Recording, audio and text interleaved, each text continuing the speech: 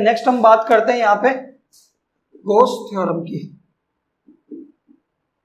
देखो Gauss theorem क्या है? गॉस थ्योरम सिंपल सी कहानी है कि अगर मान लो आपके पास कोई भी 3D में, पहली बात तो गॉस लॉ तभी एप्लीकेबल होगा जब आपके पास 3D सरफेस के अंदर चार्ज क्लोज्ड होगा। चार्ज की ही बात होने वाली है कि गॉस ने क्या कहा कि मान लो ये आपके पास स्फीयर है, इसके अंदर चार्ज रखा हुआ है Q, ठीक है, ये पॉजिटिव चार्ज है, तो इससे इलेक्ट्रिक फील्ड लाइंस बाहर निकलेगी पॉजिटिव चार्ज से, और इस सरफेस से इलेक्ट्रिक फील्ड लाइंस बाहर निकलेगी तो इसका क्या आएगा? फ्लक्स आएगा, कि number of electric field lines passing through a close surface, तो इसका क्या आएगा? फ्लक्स आएगा। तो गॉस ने सिंपल सी कहानी बोली कि किसी भी क्लोज सरफेस के अंदर अगर चार्ज रखा हुआ है, ठीक है, तो सरफेस का जो फ्लक्स होगा वो किसके बराबर होगा? उस सरफेस, उस 3D सरफेस के अंदर जो भी टोटल चार्ज है, जो भी इनक्लोज्ड टोटल चार्ज है अपॉन एप्सिलॉन नॉट। यानी आप लिख सकते हो कि E डॉट ds या E डॉट a, जिसको हम फ्लक्स ही बोलते हैं, वो किसके इक्वल होगा? 1 upon epsilon times of total charge enclosed. कि इसके स्टेटमेंट की अगर मैं बात करूं, सिंपल सा स्टेटमेंट है, it states that surface integral of electric field over a close surface, मतलब flux, it states that surface integral of electric field over a close surface is equal to 1 upon epsilon times of total charge enclosed. कि अगर किसी भी 3D surface के अंदर charge कितना है? Q है, तो उससे इलेक्ट्रिक फील्ड लाइंस निकलेगी, मतलब फ्लक्स आएगा, और उसका जो फ्लक्स होगा वो किसके इक्वल होगा? 1 अपॉन एप्सिलॉन टाइम्स ऑफ उस सरफेस में चार्ज कितना है total, Q by epsilon not बोल दो। क्लियर है? ये क्या है? Gauss law. ठीक है, इसके एप्लीकेशंस की बात करते हैं। देखो यहां पे हमें प्रूफ करने की जरूरत नहीं है, डायरेक्ट हम यहां पे एप्लीकेशंस और उनके फॉर्मूला समझते हैं।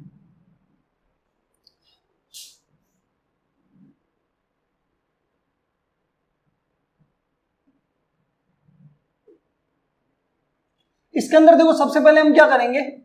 इलेक्ट्रिक फील्ड इंटेंसिटी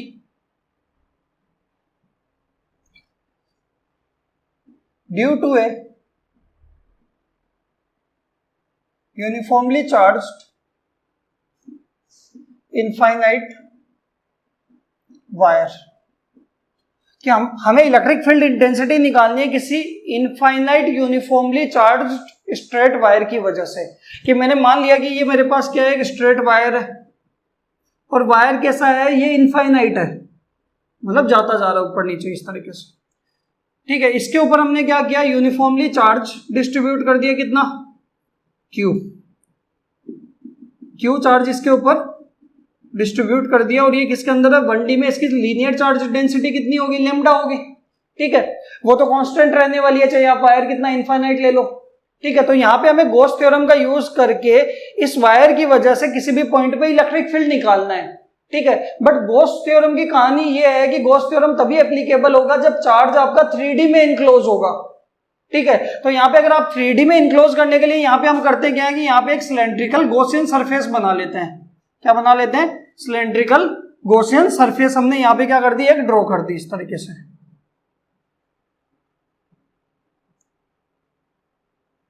ये सिलेंड्रिकल एक गॉसियन सरफेस बना ली, और इससे r डिस्टेंस दूर इस P पॉइंट पे क्या निकाल लेंगे? इलेक्ट्रिक फील्ड निकाल लेंगे, और इस सिलेंडर की रेडियस भी r ही होने वाली है। क्लियर है? तो इस पॉइंट पे जो इलेक्ट्रिक फील्ड की वैल्यू आने वाली है वो आने वाला है E equals to 2k lambda by r, या फिर आप लिख सकते हो lambda upon 2 pi epsilon 0 r। यानी इलेक्ट्रिक फील्ड जो होगा वो डिस्टेंस के क्या होने वाला है? इनवर्सली प्रोपोर्शनल होने वाला है, और E और R के बीच में एंगल की ये ग्राफ क्या बनेगा? इनवर्सली प्रोपोर्शनल का। यहाँ पे 2 है, K क्या होगा? 9 × 10⁹। लेमडा क्या है? इसकी लीनियर चार्ज डेंसिटी, और R क्या है? कितनी डिस्टेंस पे हमें इलेक्ट्रिक फील्ड निकालना है। ये इसका क्या है? फर्स्ट एप्लीकेशन है। सेकंड एप्लीकेशन की बात करते हैं, जिसके अंदर हमारे पास होगी थिन इनफाइनाइट शीट।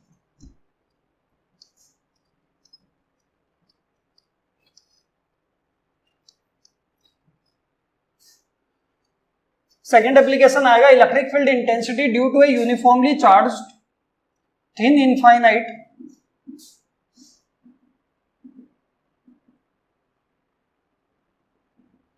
देखो इसके अंदर क्या होने वाला है कि हमारे पास मान लो इस तरीके से एक थिन इनफाइनाइट शीट है, प्लेन शीट है, और इसके अंदर हमने क्या किया? चार्ज यूनिफॉर्मली डिस्ट्रीब्यूट कर दिया, और शीट का क्या होता है? एरिया होता है। और सरफेस चार्ज डेंसिटी कितनी आएगी, सिग्मा। ठीक है, तो यहाँ पे अगर आप देखोगे इसकी वजह से इलेक्ट्रिक फील्ड निकालने के लिए, देखो अभी चार्ज किस में, 2D में है, और गॉस थ्योरम से निकालना है तो हम क्या करेंगे, चार्ज को पहले 3D में क्लोज करेंगे। ठीक है, और इस सिलेंड्रिकल गॉसियन सरफेस का हम टोटल फ्लक्स निकालेंगे और वो total charge upon epsilon not के बराबर आएगा। ठीक है, तो यहाँ पे इलेक्ट्रिक फील्ड की जो वैल्यू आने वाली है वो आने वाली है sigma upon 2 epsilon nought. Sigma यहाँ पे क्या होने वाली है, वो होगी surface charge density, charge per unit area, और एप्सिलॉन नॉट तो हमारे पास फिक्स है कितना, 8.85 into 10⁻⁻12 coulomb square newton into metre square. Clear है, ये इलेक्ट्रिक फील्ड आएगा, और ये किस पे डिपेंड नहीं करता, डिस्टेंस पे, यानी सीट यहाँ पे इस पॉइंट पे इलेक्ट्रिक फील्ड निकालना है तो सिग्मा अपॉन 2 एप्सिलॉन 0, इस पॉइंट पे निकालना है तो भी सेम रहेगा, यहाँ पे आगे निकालना है तब भी क्या रहेगा, सेम रहेगा, डिस्टेंस पे डिपेंड नहीं करता। तो ई और आर के बीच में ग्राफ बनाओगे, इलेक्ट्रिक फील्ड और स्मॉल आर के बीच में, तो ग्राफ क्या आएगा, कांस्टेंट आएगा, मतलब आर की हर एक वैल्यू के ऊपर इलेक्ट्रिक फील्ड की वैल्यू क्या रहेगी, सेम रहेगी। ये सेकंड एप्लीकेशन है। थर्ड एप्लीकेशन की बात करते हैं। थर्ड के अंदर मैं डायरेक्ट 3 फॉर्मूले बता रहा हूं, 3 केसेस बनेंगे।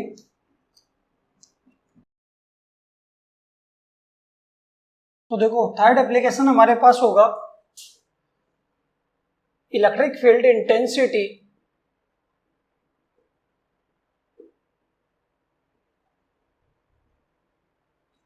ड्यू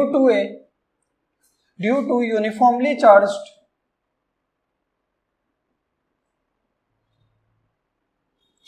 two thin infinite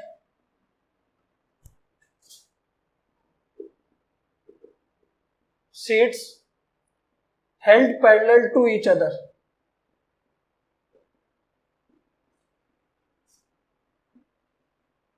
कि हमारे पास दो uniformly charged thin infinite sheets है और दोनों एक दूसरे के पैरेलल रखी हुई है। ठीक है, तो दोनों के एक लेफ्ट साइड के अंदर, दोनों के बीच में और राइट साइड के अंदर, दोनों आउटसाइड, दोनों प्लेटों के आउटसाइड और दोनों के बीच में नेट इलेक्ट्रिक फील्ड इंटेंसिटी क्या होने वाली है। ठीक है, तो देखो इसका डायग्राम क्या बनेगा कि मान लेते हैं ये हमारे पास फर्स्ट सीट है इनफाइनाइट, और इसी के पैरेलल के अंदर दूसरी सीट हमने यहाँ पे इस तरीके से बना दी। ठीक है, फर्स्ट की सरफेस चार्ज डेंसिटी सिग्मा 1 और दूसरे की कितनी है, सिग्मा 2, और दोनों में चार्ज हम मान लेते हैं पॉजिटिव चार्ज है या फिर नेगेटिव भी हो सकते हैं। याद रखना कि अगर सरफेस चार्ज डेंसिटी की वैल्यू आपको पॉजिटिव में गिवन है तो चार्ज आपका क्या होगा, पॉजिटिव होगा, और इसकी वैल्यू अगर नेगेटिव में है तो चार्ज आपका क्या होगा, नेगेटिव होगा, क्योंकि सरफेस चार्ज डेंसिटी क्या होती है, चार्ज अपॉन एरिया। तो चार्ज पॉजिटिव है तो पॉजिटिव होगी, चार्ज नेगेटिव है तो क्या होगी, नेगेटिव होगी। ठीक है, तो यहाँ पे फर्स्ट के अंदर हमने पॉजिटिव चार्ज लिया और सेकंड में भी पॉजिटिव चार्ज ले लिया, और दोनों की सरफेस चार्ज डेंसिटी कितनी है, सिग्मा 1 सिग्मा 2। तो फर्स्ट का इलेक्ट्रिक फील्ड बोल देते हैं E1 को कितना आएगा, सिग्मा 1 अपॉन 2 एप्सिलॉन नॉट, और सेकंड का इलेक्ट्रिक फील्ड कितना आएगा, E2, वो भी कितना आएगा, sigma 2 upon 2 epsilon not. Clear है, और डिस्टेंस पे डिपेंड नहीं करते। तो देखो फर्स्ट प्लेट के बाहर आउटसाइड यानी इस रीजन के अंदर हमें नेट इलेक्ट्रिक फील्ड निकालना है, ये भी यहाँ पे इलेक्ट्रिक फील्ड लगा रहा होगा और ये सीट भी यहाँ पे इलेक्ट्रिक फील्ड लगा रही होगी, क्योंकि डिस्टेंस पे डिपेंड नहीं करती। क्लियर है, तो इसको बोलेंगे रीजन 1। इस रीजन 1 में भी हमें नेट इलेक्ट्रिक फील्ड निकालना है, दोनों के बीच में इसको बोलेंगे रीजन 2 और इसको बोलेंगे रीजन 3। तो देखो इसका कॉन्सेप्ट समझा रहा हूं, क्योंकि यहाँ पे अगर 3 सीट आ जाएगी तो भी आप सेम कॉन्सेप्ट से सोल्व कर सकते हो। तो अगर इसका न्यूमेरिकल आता है तो आपको कॉन्सेप्ट लगा के भी आप सोल्व कर सकते हो। तो यहाँ पे अगर आप देखोगे कि फर्स्ट रीजन के अंदर, सेकंड के अंदर और थर्ड के अंदर हमें नेट इलेक्ट्रिक फील्ड निकालना है। ठीक है, तो यहाँ पे अगर आप देखो फर्स्ट की बात करते हैं कि यहाँ पे आपके पास ये क्या है, एक पॉजिटिव चार्ज की सीट है, प्लेन सीट है, इनफाइनाइट सीट है, तो इस पॉजिटिव चार्ज से इलेक्ट्रिक फील्ड हमेशा क्या होता है, बाहर निकलता है, यानी इससे यहाँ पे इलेक्ट्रिक फील्ड क्या होगा, E1, इसका इलेक्ट्रिक फील्ड E1 है बाहर की तरफ। इस रीजन में भी इसका क्या होगा, पॉजिटिव से हमेशा बाहर निकलेगा तो इधर की तरफ, यहाँ पे भी इसका क्या होगा, E1। क्लियर है, अब इस सीट की बात करते हैं तो इसमें भी पॉजिटिव है, तो इससे भी क्या होगा, हर डायरेक्शन में बाहर निकलेगा। तो यहाँ पे देखोगे तो इधर की तरफ बाहर E2, इधर भी क्या आएगा, E2, और यहाँ पे भी कितना आएगा, इधर की तरफ E2। तो इस रीजन में दो इलेक्ट्रिक फील्ड है, E1 E2, इसमें भी E1 E2, इसमें भी E1 E2। क्या करते हैं, नेट निकाल लेते हैं। बट इसके अंदर आपका एक साइन कन्वेंशन लगेगा। साइन कन्वेंशन क्या है कि अगर इलेक्ट्रिक फील्ड लेफ्ट डायरेक्शन के अंदर है, इलेक्ट्रिक फील्ड की डायरेक्शन लेफ्ट में है, तो उसका साइन हमेशा क्या लेना है, नेगेटिव लेना है। नेगेटिव एक्स की तरफ है तो क्या लेना है, नेगेटिव, और अगर यही पॉजिटिव एक्स की तरफ है, राइट में है, तो इसका साइन हमेशा क्या लेना है, पॉजिटिव लेना है। क्लियर है, तो यहाँ पे अगर आप देखोगे कि फर्स्ट रीजन में हम ई नेट निकालेंगे तो दोनों लेफ्ट में है, यानी माइनस का E1 माइनस का E2, E1 E2 की वैल्यू पुट कर लेंगे। क्लियर है? यही सेकंड रीजन में बात करेंगे तो देखो E1 राइट में तो E1 प्लस का और E2 लेफ्ट में है तो माइनस का E2। क्लियर है? थर्ड में दोनों राइट में है तो E नेट कितना आ जाएगा E1 प्लस E2। आप E1 E2 की वैल्यू पुट कर सकते हो और यहाँ पे ये क्या होगा सोल्व हो जाएगा। यही अगर एक में पॉजिटिव और एक में नेगेटिव होता तो पॉजिटिव से तो E1 E1 E1 तीनों में बाहर निकलता, नेगेटिव के अंदर इलेक्ट्रिक फील्ड क्या होता है अंदर की तरफ जाता, तो ये नेगेटिव होता तो यहाँ पे भी इन्वर्ट होता, इधर से भी E2 इन्वर्ट होता और यहाँ से भी E2 क्या होता नेगेटिव की तरफ होता, इन्वर्ट की तरफ होता। ठीक है, फिर आपको लेफ्ट और राइट देख के क्या करना था सम करना था। क्लियर है यहाँ तक? ठीक है, इसके 3 केस की भी हम बात करते हैं।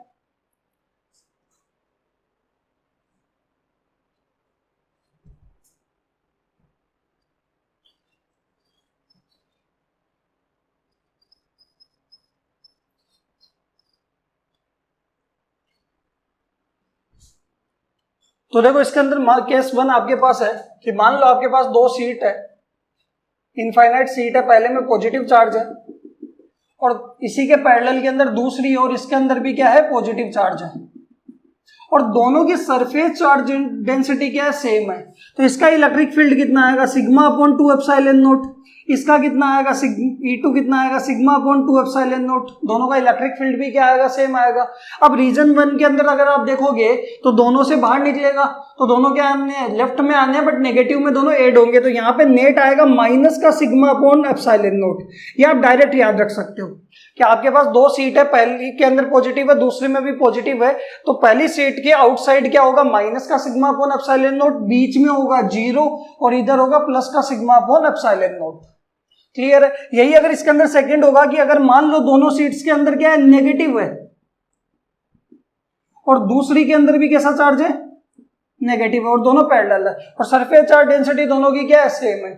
तो यहां देखना जो नेगेटिव में सिग्मा अपॉन एप्सिलॉन नॉट था वो पॉजिटिव में हो जाएगा, साइन चेंज हो जाएगा एप्सिलॉन नॉट, बीच में 0 ही रहेगा और ये पॉजिटिव वाला किस में हो जाएगा नेगेटिव हो जाएगा। क्लियर है? और थर्ड इसके अंदर है हमारे पास कि मान लो एक सीट के अंदर पॉजिटिव चार्ज है और दूसरी के अंदर कैसा चार्ज है नेगेटिव में चार्ज है, सरफेस चार्ज डेंसिटी दोनों की क्या सेम है। तो देखो यहां 0 रीजन 1 में यहाँ पे भी 0 और बीच में आएगा सिग्मा अपॉन एप्सिलॉन नॉट कि 2 प्लेटें रखी हुई है ऐसे पैरेलल, पहली में पॉजिटिव है दूसरी में नेगेटिव है तो दोनों के बीच में क्या आएगा सरफेस चार्ज डेंसिटी सेम है तो बीच में आएगा सिग्मा अपॉन एप्सिलॉन नॉट और दोनों के आउटसाइड क्या आएगा 0 आएगा। तो ये आप डायरेक्ट याद रख सकते हो, बाकी कॉन्सेप्ट भी मैंने बता दिया है। क्लियर है यहां तक? अब नेक्स्ट हम बात करते हैं electric field intensity due to hollow and solid sphere. दोनों की एक साथ ही बात कर लेते हैं, 4th एंड 5th एप्लीकेशन की दोनों में कंपेयर करके हम बात कर लेते हैं दोनों की।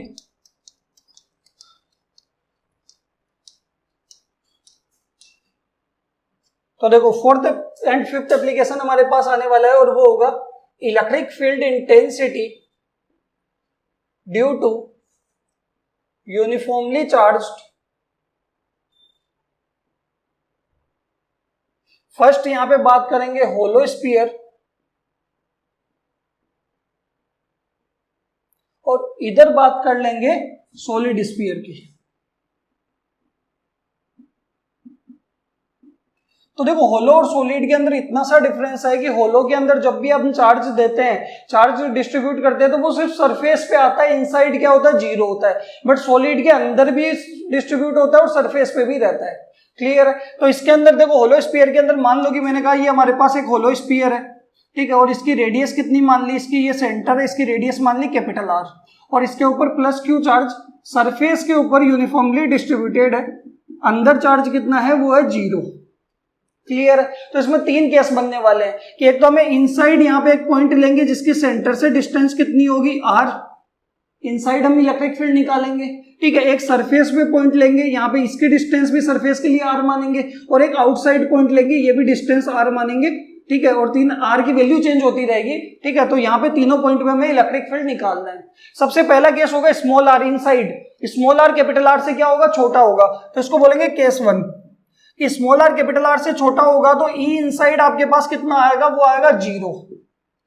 सेकंड हमारे पास 2 है, वो है कि स्मॉल r कैपिटल R की क्या होगा, इक्वल होगा, और जब इक्वल होगा तो E सरफेस आएगा और सरफेस पे कितना आएगा, वो आएगा k Q by capital R square.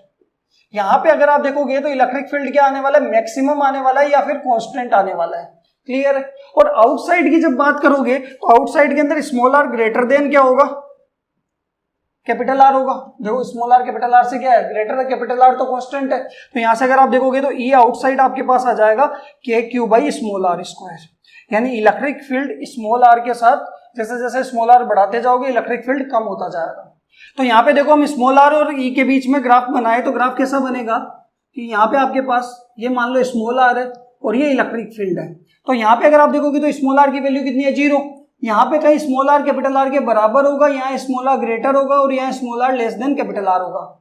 जहां यहाँ पे देखो बराबर तक तो इलेक्ट्रिक फील्ड इनसाइड तो क्या है 0 है, तो ये तो 0। सरफेस पे एकदम से इलेक्ट्रिक फील्ड क्या होगा, मैक्सिमम, ये होगा ई मैक्सिमम। और यहाँ पे आउटसाइड क्या होगा, inversely proportional to are square. ये हमारे पास क्या आने वाला है, होलो स्फीयर के अंदर तीनों केसेस के इलेक्ट्रिक फील्ड और ये इसका ग्राफ। यही अगर हम सॉलिड की बात करें तो सॉलिड के अंदर देखो सरफेस और आउटसाइड तो क्या रहेगा, सेम रहेगा, बट इनसाइड भी चार्ज होगा तो इनसाइड इलेक्ट्रिक फील्ड आने वाला है, बस इतना सा डिफरेंस है।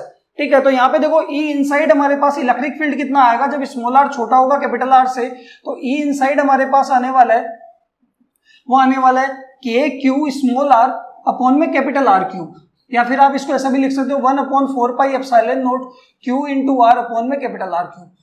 क्लियर है, ये आपके पास आने वाला है। यानी अगर आप देखोगे तो ई डायरेक्टली प्रोपोर्शनल टू क्या होगा, स्मॉल आर, क्योंकि के कांस्टेंट, क्यू चार्ज आपने एक बार ले लिया वो भी कांस्टेंट, रेडियस भी कांस्टेंट, तो किस पे डिपेंड करेगा, स्मॉल आर पे। कि आपके पास ये डायग्राम है, ये कैपिटल आर है, तो जैसे जैसे इस सेंटर पे तो स्मॉल आर 0 है, अब जैसे जैसे आप स्मॉल आर बढ़ाते जाओगे इलेक्ट्रिक फील्ड बढ़ता जाएगा और सरफेस पे क्या हो जाएगा, मैक्सिमम हो जाएगा। क्लियर है, और सरफेस पे क्या होने वाला है, इक्वली होने वाला है होलो के, तो स्मॉल आर कैपिटल आर के बराबर होगा, तो ई सरफेस आपके पास आ जाएगा और वो आएगा k Q by capital R square. या फिर आप चाहो तो डायरेक्ट ऐसे भी याद रख लो कि स्मॉल आर की जगह यहाँ पे कैपिटल आर रख देंगे तो कैपिटल आर से कैपिटल आर कैंसिल हो जाएगा, तो के क्यू बाई आर स्क्वायर बचेगा। ठीक है, और ये ई क्या होगा, मैक्सिमम। और तीसरा case small r greater than capital r, तो ई आउटसाइड आपके पास कितना आएगा, k Q by small are square, यानी E is inversely proportional to are square.